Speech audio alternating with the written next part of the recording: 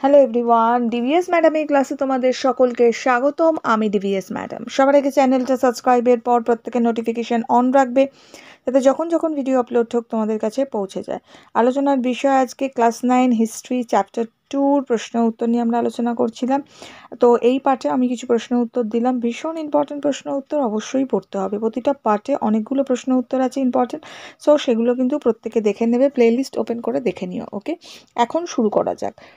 সবার প্রথমের প্রশ্ন, নেপোলিয়নের পতনের কারণ আলোচনা করো। এটা 8 নম্বরের প্রশ্ন, তো সেভাবে আনসারটা একটু আমাদের বড় করে লিখতে হবে।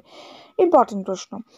সবার প্রথমে আমরা ভূমিকা বলে পয়েন্ট করব, দিয়ে আমরা লিখব নেপোলিয়ন অসামান্য প্রতিভা বলে একজন সামান্য সৈনিক থেকে ফ্রান্সের শাসক বা সম্রাট হয়েছিলেন।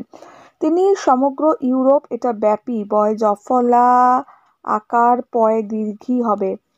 ওকে, সমগ্র ইউরোপ ব্যাপী এক বিশাল সাম্রাজ্য প্রতিষ্ঠা করেছিলেন, কিন্তু তার সাম্রাজ্য দীর্ঘস্থায়ী হয়নি। নেপোলিয়নের পতনের কারণ পয়েন্ট করে লিখব, নেপোলিয়নের অপরিমিত উচ্চাকাঙ্ক্ষা। এটা দেব, নেপোলিয়ন ছিলেন অপরিমিত উচ্চাকাঙ্ক্ষী ব্যক্তি। তিনি সামরিক শক্তির জোরে যতই সাম্রাজ্য বিস্তার করতে থাকেন, ততই তার উচ্চাকাঙ্ক্ষা বাড়তে থাকে। তিনি সমগ্র ইউরোপের অধীশ্বর হতে চেয়েছিলেন, কিন্তু এই বিশাল সাম্রাজ্য শাসন করার মতো রাজনৈতিক দূরদৃষ্টি তার ছিল না। নেক্সট পয়েন্ট আমরা লিখব, সাম্রাজ্যের দুর্বল ভিত্তি। এই পয়েন্টে আমরা লিখব, নেপোলিয়নের সাম্রাজ্যের ভিত্তি ছিল দুর্বল।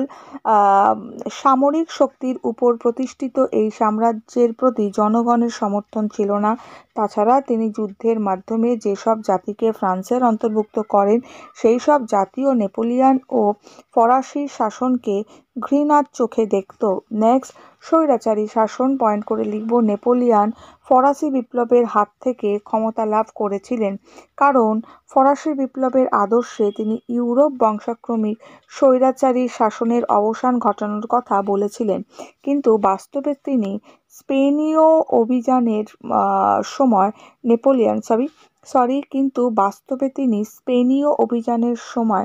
এটা হবে না। বাস্তবে তিনি এই জায়গাটা হবে না। ওকে, যে শাসন ইউরোপের উপর চাপিয়েছিলেন তা ছিল আরও বেশি মাত্রায় স্বৈরাচারী। জাতীয়তাবাদের আদর্শ প্রচার করলেও প্রকৃতপক্ষে তিনি ছিলেন জাতীয়তাবাদের বিরোধী। ইটালি, স্পেন, জার্মানিতে তিনি তার পুত্র ও ভাইদের শাসক হিসাবে নিযুক্ত করেছিলেন।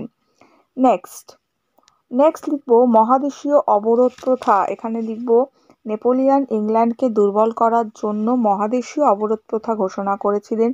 এই ব্যবস্থা কার্যকর করার জন্য তিনি বিভিন্ন দেশের উপর বল প্রয়োগ করতেও পিছপা হয়নি। ফলে রুষ্ট হয়ে ওই সব দেশ নেপোলিয়নের বিরুদ্ধে প্রতিরোধ গড়ে তুলেছিল এবং তার সমস্ত পরিকল্পনাকে ব্যর্থ করে দিয়েছিল। তাছাড়া এই পরিকল্পনাকে বাস্তবায়িত করার জন্য প্রয়োজনীয় নৌশক্তিও তার ছিল না।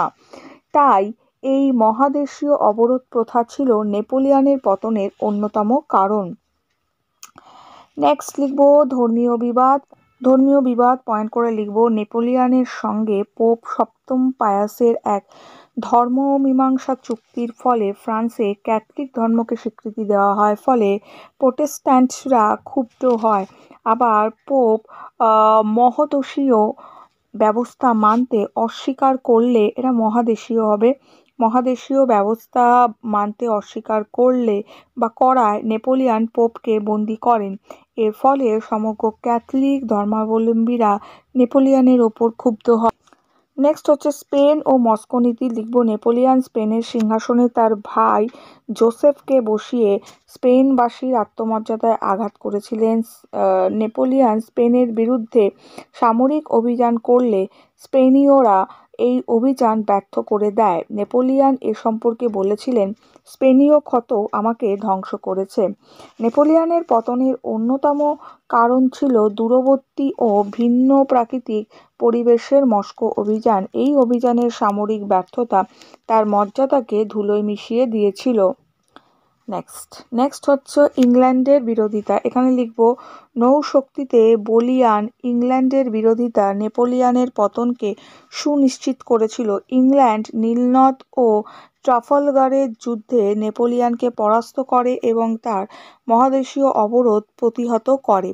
এছাড়া ইংল্যান্ড উপদ্বীপের যুদ্ধে অংশগ্রহণ করে নেপোলিয়নের শক্তিকে বিধ্বস্ত করেছিল। নেক্সট এটা পয়েন্ট হবে জাতিসমূহের যুদ্ধ। এখানে লিখব নেপোলিয়নের রাশিয়া অভিযানের ব্যর্থতায় ইউরোপের দেশগুলিকে নেপোলিয়নের বিরুদ্ধে সংঘবদ্ধভাবে লড়াইয়ে নামার প্রেরণা যোগায়। দেন আমরা লিখব ইটালি, অস্ট্রেলিয়া, জার্মানি, ইংল্যান্ড প্রভৃতি দেশে মুক্তি সংগ্রাম শুরু হয় এবং চতুর্থ শক্তিজোট ইংল্যান্ড, অস্ট্রিয়া, রাশিয়া, প্রাশিয়া লিপজিগের বা জাতিসমূহের যুদ্ধে নেপোলিয়নকে পরাজিত করে। দেখে নিয়েছো। শুধু এটা পয়েন্টটা হবে জাতিসমূহের যুদ্ধ। নেক্সট হচ্ছে উপসংহার পয়েন্ট করে লিখব বহু যুদ্ধে জয়ী দুর্ধর্ষ সামরিক শক্তির অন্যতম অধিকারী নেপোলিয়ন 1814 খ্রিস্টাব্দে পরাজিত হয়ে ভূমধ্যসাগরের দ্বীপে নির্বাসিত হন, কিন্তু পরের বছর তিনি আবার ফ্রান্সে এসে সিংহাসন দখল করেন। শেষ পর্যন্ত ইউরোপীয় দেশগুলির মিলিত আক্রমণে 1815 খ্রিস্টাব্দে 18ই জুন ওয়াটারলুর যুদ্ধে তিনি চূড়ান্তভাবে পরাজিত হন এবং আটলান্টিক মহাসাগরের সেন্ট হেলেনা দ্বীপে নির্বাসিত হন। অবশেষে 1821 খ্রিস্টাব্দে এই দ্বীপেই নেপোলিয়নের মৃত্যু হয়। ক্লিয়ার? তাহলে এই প্রশ্নের উত্তরটা হলো। নেক্সট প্রশ্ন, নেপোলিয়নের মহাদেশীয় অবরোধ প্রথা ব্যর্থ হয় কেন? উত্তর লিখব নেপোলিয়ন ইংল্যান্ডকে পর্যুদস্ত করার জন্য যে অর্থনৈতিক অবরোধ নীতি গ্রহণ করেন তাকে মহাদেশীয় অবরোধ প্রথা বা কন্টিনেন্টাল সিস্টেম বলা হয়। যদিও এই ব্যবস্থা ব্যর্থ হয়, তবুও নেপোলিয়নের পতনে এর গুরুত্বের কথা অস্বীকার করা যায় না। নেক্সট লিখব ব্যর্থতার কারণ। পয়েন্ট করে লিখব মহাদেশীয় অবরোধ প্রথা ব্যর্থতার পিছনে যে কারণগুলি ছিল সেগুলো হলো, পয়েন্ট করব করে 1 নম্বর দিয়ে নিচে লিখব এই অবরোধ ব্যবস্থা চালু রাখার জন্য সর্বাগ্রে প্রয়োজন ছিল একটি শক্তিশালী নৌবাহিনীর, যা ফ্রান্সে ছিল না। সমগ্র ইউরোপ জুড়ে ইংল্যান্ডের উৎপন্ন বিভিন্ন দ্রব্য যেমন চা, কফি, চিনি ইত্যাদি ব্যাপক চাহিদা ছিল। অবরোধ প্রথা চালু হওয়ায় ফ্রান্সের পক্ষে সমগ্র ইউরোপের চাহিদা মেটানো সম্ভব ছিল না। ফলে দ্রব্যমূল্য বৃদ্ধি পাওয়ায় ফ্রান্স তথা ইউরোপের মানুষ ক্রমশ নেপোলিয়নের প্রতি ক্ষুব্ধ হয়ে ওঠেন। ফ্রান্স সহ ইউরোপের বিভিন্ন দেশে ইংল্যান্ডজাত দ্রব্যাদির ব্যাপক চোরাচালান শুরু হয়, যা রোধ করার ক্ষমতা নেপোলিয়নের ছিল না। শেষ পর্যন্ত নেপোলিয়ন এই ব্যবস্থার অসারতা উপলব্ধি করে 1813 খ্রিস্টাব্দে তা প্রত্যাহার করে নেন। পরের প্রশ্ন, স্পেনের যুদ্ধে ফরাসিরা ব্যর্থ হয়েছিল কেন, অথবা স্পেনের যুদ্ধে নেপোলিয়নের পরাজয়ের কারণ কি? উত্তর, ফ্রান্সের ইতিহাসে ও নেপোলিয়নের ব্যক্তিগত জীবনে স্পেনীয় যুদ্ধের গুরুত্ব ছিল অপরিসীম। এই যুদ্ধের সম্পর্কে নেপোলিয়ন নিজেকে বলেছিল, the Spanish ulcer ruined me. ফরাসিদের ব্যর্থতার কারণ। এখানে পয়েন্ট করে লিখব স্পেনের যুদ্ধে ফরাসিদের ব্যর্থতার পেছনে একাধিক কারণ বিদ্যমান ছিল। প্রথমত কারণ লিখব স্পেনের প্রাকৃতিক পরিবেশ। লিখব স্পেন ছিল পাহাড়, পর্বত, অরণ্য, ক্ষুদ্র ক্ষুদ্র নদীর দ্বারা পরিবেষ্টিত। এছাড়া এখানকার দ্রুত পরিবর্তনশীল আবহাওয়া নেপোলিয়নের সেনাবাহিনীর সমস্যার সম্মুখীন হয়। নেক্সট হচ্ছে খাদ্যাভ্যাস ও যোগাযোগের সমস্যা। লিখব ফরাসি সেনাবাহিনী স্পেনে প্রবেশ করে খাদ্যাভাব ও যোগাযোগের সমস্যার সম্মুখীন হয়। এটা খাদ্যাভাব কিন্তু মানে খাদ্যের অভাব আর কি। নেক্সট হচ্ছে স্পেনীয় যুদ্ধনীতি। লিখব স্পেনীয় ভৌগোলিক পরিবেশের গেরিলা যুদ্ধনীতির পক্ষে সুবিধাজনক ছিল। স্পেনীয়রা এই যুদ্ধনীতির দ্বারা ফরাসি বাহিনীকে বিপর্যস্ত করে দিয়েছিল।